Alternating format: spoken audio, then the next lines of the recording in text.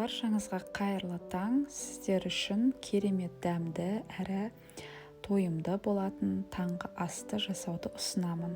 Ол үшін бізге 4 жұмыртқа қажет, сүт қажет.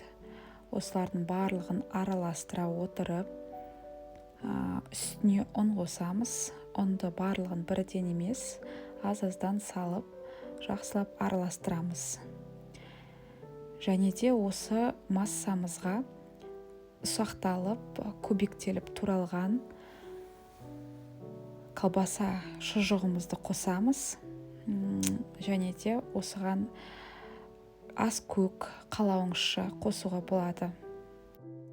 Мен қосқаным жоқ. Енді осы массамызды қызып тұрған сковородкаға құйып, құймақтарды пісіргендей пісіріп аламыз.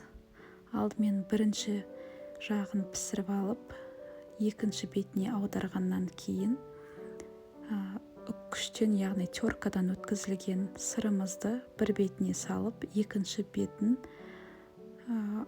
қақ ортасынан осылай жабамыз.